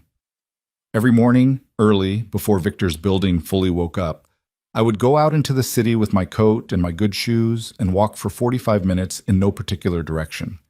It was something I used to do when Douglas was alive. Those early morning walks were mine, always mine, one of the few things in a life organized largely around other people's needs that I had kept entirely for myself. Somewhere in the 3 years at Crestwood Lane, I had stopped. I couldn't remember exactly when. It had just faded out the way things fade when you're too busy surviving to notice what you're losing. Walking again felt like finding a room in my own house that had been locked for years. The civil judgment came through in early February. The total figure, including documented losses, legal costs, and the civil penalty attached to the fraud finding, was $491,000, slightly more than Patricia Chu's original estimate, because additional transfers had surfaced during the full investigation that hadn't been in the initial report. Ryan's restitution agreement was attached to his deferred sentencing arrangement, structured as a payment schedule that would run for years. It was not a check for the full amount. It was not a clean, immediate restoration. It was a long, methodical unwinding of damage that would require Ryan to live carefully and honestly for a very long time to fulfill. I had made peace with that. Mostly. There were still moments when the number on a page hit me differently than I expected. Not with fresh anger, but with a kind of tired sorrow for everything that number represented. Not just money. Time. 3 years of cooking and cleaning and driving and diminishing myself, all of it running parallel to a deception I hadn't let myself see clearly enough. The money was the documented part. The rest didn't have a line item. Harold called me the morning the judgment was formalized. He read me the numbers in his careful, precise way, and when he finished, there was a brief silence. "How do you feel?" he asked. Harold didn't usually ask that. He was a facts and figures man by professional formation. The question told me something about how much this case had mattered to him personally. "Like it's real now," I said. "Like the chapter has an actual ending instead of just stopping." "That's a reasonable way to put it," he said. "For what it's worth, Evelyn, in 40 years of practice, I have rarely seen someone handle a situation like this with as much clarity. Douglas would have been proud." I had to sit with that for a moment before I could answer. "He would have been furious," I said finally, "and then proud. In that order." Harold made a sound that was as close to a laugh as Harold Kessler ever got. "Yes," he said. "Probably exactly that." Cute. The thing nobody tells you about the aftermath of betrayal. Real betrayal. The kind that runs deep and long and involves people you shared a table with for years, is that it doesn't end when the legal documents are signed. The legal resolution is the skeleton. The actual living of it, the rebuilding of something where the wreckage was, takes much longer and involves a kind of daily, unglamorous effort that doesn't look like anything from the outside. Ryan and I talked on the phone every few days. Not long calls, 20 minutes, sometimes less. He would tell me about the girls, about the apartment, about the community service hours he was working through at a local food bank, which he had chosen himself without anyone suggesting it, and which I thought said something real about the person he was trying to become. I would tell him about the walking, about Victor, about the things I was slowly rebuilding with the financial independence that the judgment, combined with what remained of my original accounts, was restoring to me. The calls were not comfortable, exactly. Comfortable was not the right word for conversations between a mother and a son who were both carrying the weight of what had happened and trying to find a way to stand in the same room with it. But they were honest, genuinely, plainly honest, in a way our conversations hadn't been in years, maybe longer than I wanted to admit. Somewhere in the process of everything being dragged into the light, Ryan had lost the ability to perform, and I had lost the patience for receiving performance. And what was left was just two people talking. It was harder than performance. It was also worth more. Claire's sleep improved by March. The therapist? Doctor. Anne-Marie Walsh, who was direct with children in a way that earned their trust quickly, had been working with both girls since December, and the change in Claire was visible enough that Ryan mentioned it in 3 separate phone calls with something in his voice that I recognized as relief so large it had become its own emotion.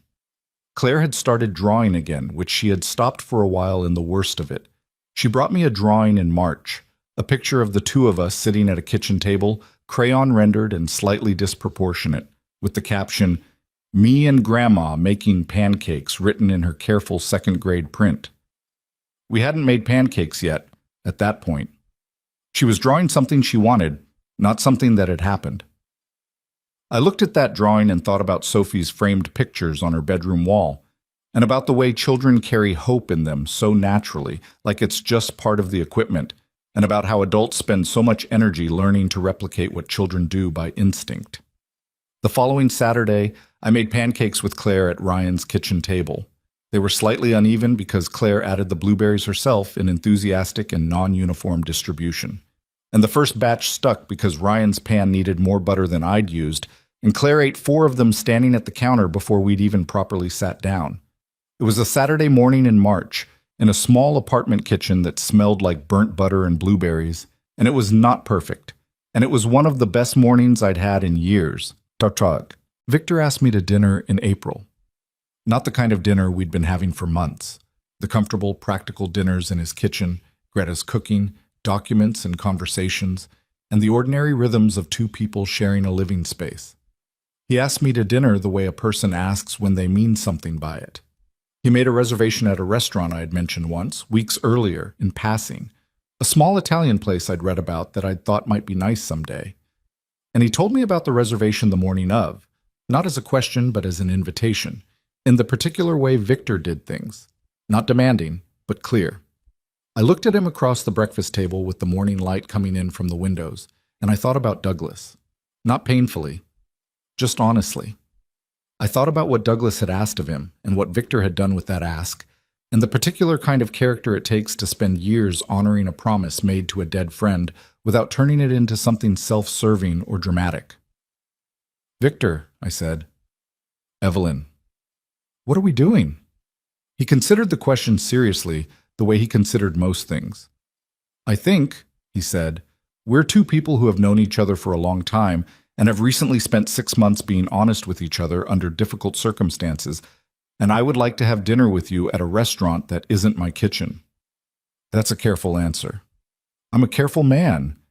"You're not actually," I said. "You're a decisive man who has learned to present himself carefully. There's a difference." He looked at me with an expression I had come to recognize over these months, slightly surprised and more pleased than he intended to show. Douglas used to say Victor Langston was the only man he'd ever met who was genuinely startled each time someone understood him accurately, as if he'd stopped expecting it. "Will you come to dinner?" he said. "Yes," I said. "I'll come to dinner." I want to be honest about what Victor was and wasn't at this point in the story, because I owe you the truth of it without the polish. He was not a rescue. He was not the romantic resolution that makes everything that came before it retroactively worth it in a neat dramatic arc. He was a man I had known for 30 years who had shown up when I needed help and had not made me feel diminished by needing it. He had loved Douglas, and he was kind to me, and he made me laugh in a dry, understated way that reminded me of things I hadn't let myself miss. Whatever was growing between us was slow and uncertain and complicated by history and age and the shadows of people we had both loved and lost.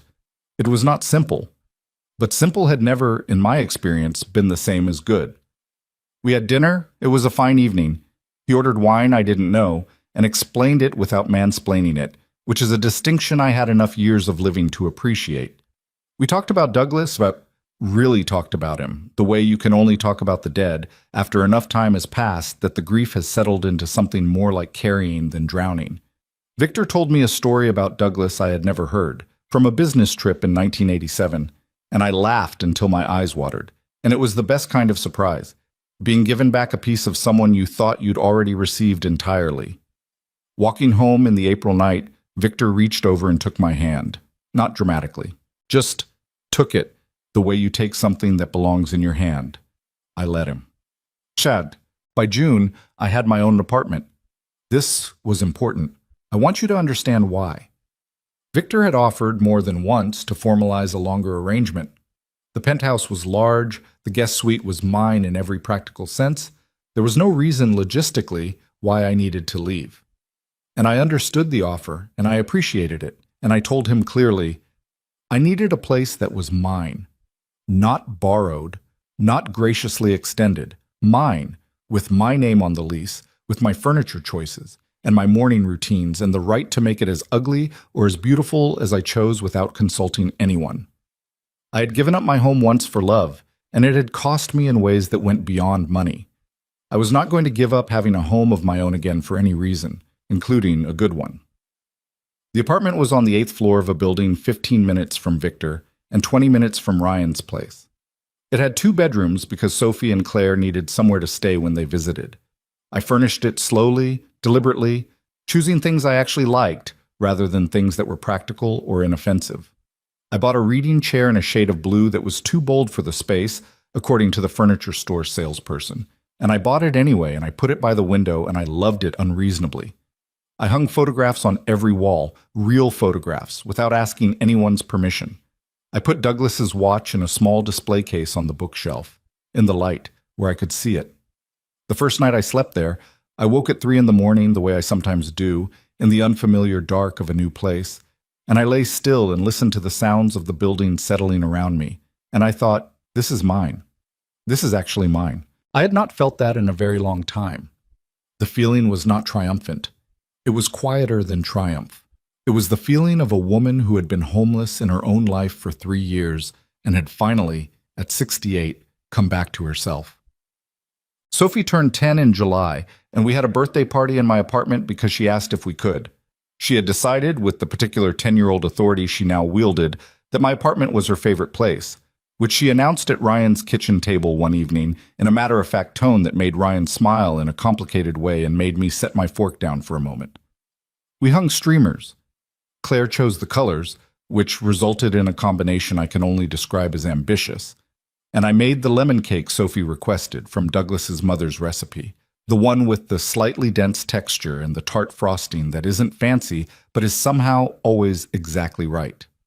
Victor came. Dr. Walsh had mentioned that including stable adult figures in family celebrations was good for the girls' sense of security, which was good professional advice that happened to coincide with the fact that Victor and Sophie had developed an unlikely rapport based on their shared and inexplicable interest in city architecture. Ryan helped me in the kitchen before the party, which was something that wouldn't have happened 6 months ago, and which happened naturally, without ceremony. He just came in and asked where things were and started helping, and I noticed it without remarking on it, because some healing is too fragile to name while it's happening. "You're good at this," he said at one point, watching me frost the cake with the controlled, practiced efficiency of someone who has made this cake many times. "Your grandmother taught me," I said. "I never knew that." "There's a lot you didn't know about me," I said. Not unkindly, just as a fact. He was quiet for a moment. "I know," he said. "I'm sorry for that too. Not just the money. All of it. The way I stopped seeing you as a person and started seeing you as, I don't know, background. Background. The word landed accurately enough that it was almost physically uncomfortable. That's what I had become in that house. Background. The constant, taken for granted presence that made everyone else's lives run smoothly, that everyone would notice only in its absence. Ryan, I said, I'm not background anymore. No, he said, you're really not. Sophie blew out her candles in my apartment with a window overlooking the city that I had paid for with my own money, and she made a wish she wouldn't tell anyone. And Claire ate 2 pieces of cake and fell asleep on my reading chair, the bold blue one, before 7 o'clock. And I sat in the middle of all of it and let myself feel it, without flinching away.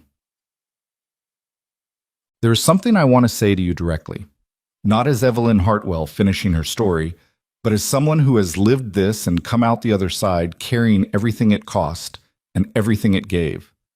I spent 3 years making myself invisible because I thought that was what love required. I confused love with self-erasure. I thought that if I cooked the meals and drove the children and asked for nothing and occupied the smallest possible amount of space, I would be safe, that the family would hold, that the people I loved would love me back in the same measure I was giving. That's not love.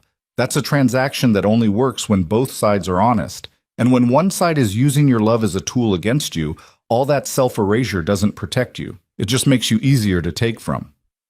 I should have looked at the money sooner. I know that. I have had to sit with the uncomfortable knowledge that part of why I didn't look was because I was afraid of what I would find. Fear dressed up as trust is still fear, and financial avoidance dressed up as family harmony is still avoidance. I don't tell you this to punish myself. I've done enough of that. I tell you this because I think many of you know the feeling. The sense that if you look too closely, you'll have to act on what you see, and acting will cost more than not knowing. It will cost more. That's true. But not knowing will cost more than that. If you are older and you have given money to family, as a gift, as a loan, as a contribution to a shared life, get it in writing. Not because you distrust your family, because documentation protects the relationship as much as the money.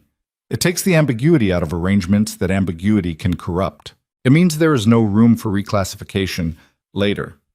No room for someone to slowly rewrite the story of what happened until your generosity becomes invisible and their debt becomes a gift they never received. If someone in your family is managing your money and you do not fully understand what they are doing with it, ask. Demand clarity. You are not being paranoid. You are not being ungrateful. You are exercising the basic right to know what is happening with what is yours. Age does not mean surrender of that right. Grief does not mean surrender of that right. Love does not mean surrender of that right. And if someone tells you that you are overreacting for asking, that you are being dramatic, that you should trust them, that the family piece requires you to stop asking questions, listen to the alarm that should be ringing in that moment. Not because everyone who says that is stealing from you, but because the people who are stealing from you will always say exactly that.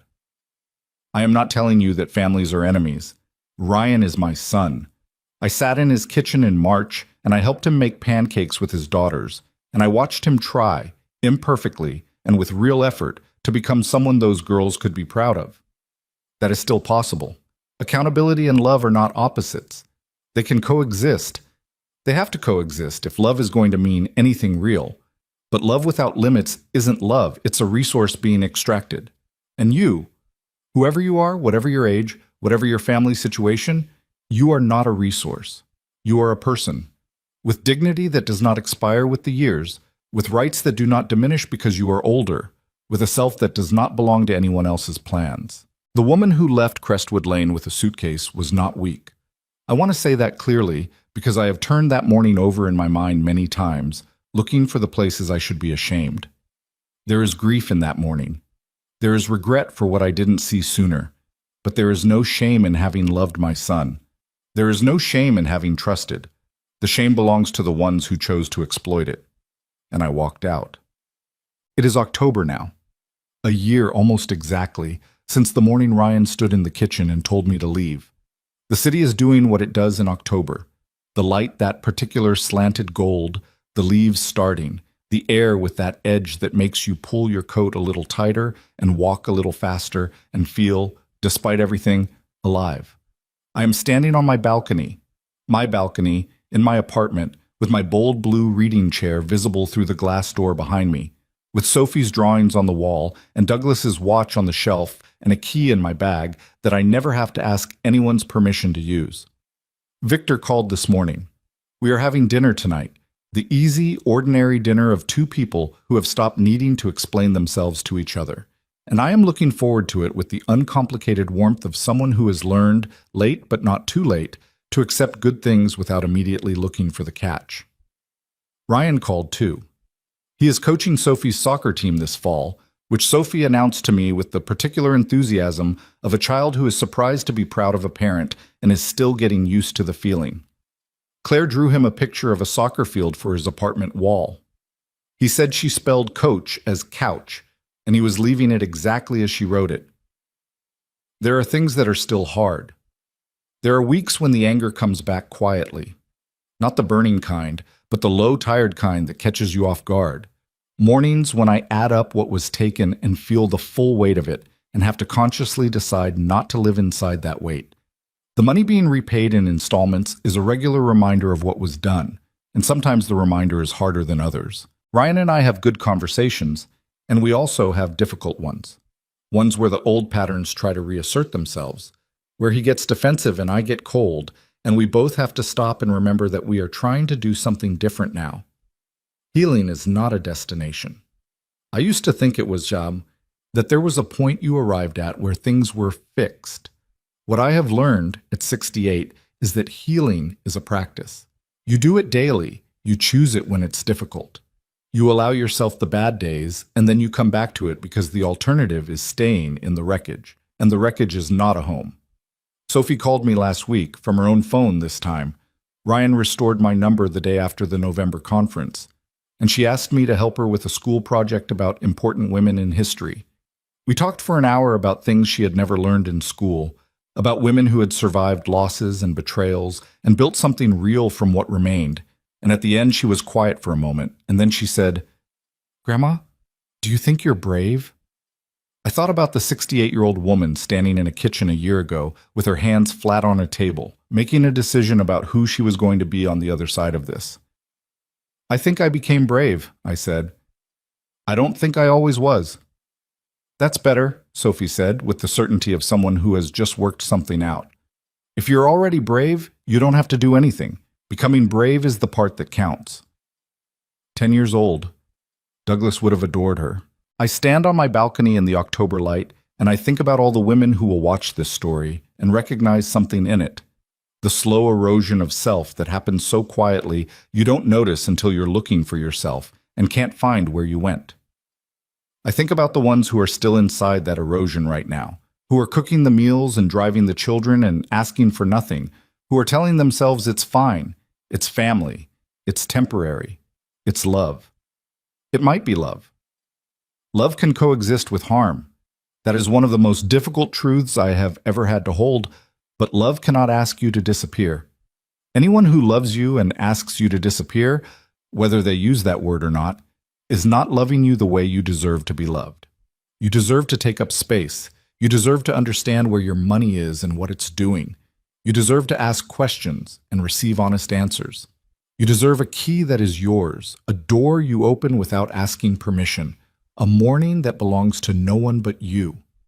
You deserve to be seen, not as background, not as a resource, not as someone whose value is measured by how much she is willing to give and how little she asks in return. As a person, a whole, complicated, imperfect, worthy person who has every right at any age to stand up and say, "This is mine. I am not discardable, and I am not done." The city spreads out below me, gold and ordinary and going about its life. The air is cold the way October air should be. I pull my coat around me and I breathe it in. This particular morning, this particular light, this life I have rebuilt from what they thought they had broken. They did not break me, and I want you to remember that. Wherever you are watching this, whatever city, whatever life, whatever version of this story you are living or have lived or are afraid you might someday live, being knocked down is not the same as being finished. Losing something is not the same as losing yourself. And the people who try to discard you, who look at everything you are and decide you are no longer worth the space you occupy, those people do not get to write the end of your story. You do. I am Evelyn Hartwell. I am 68 years old. I was thrown away by people I loved, and I lost nearly $500,000 to a deception I should have seen sooner and didn't. And I spent 3 years being smaller than I was because I thought it was what love required. And I am standing in the October light on my own balcony in my own life, and I have never felt more like myself. That is not nothing. That is everything.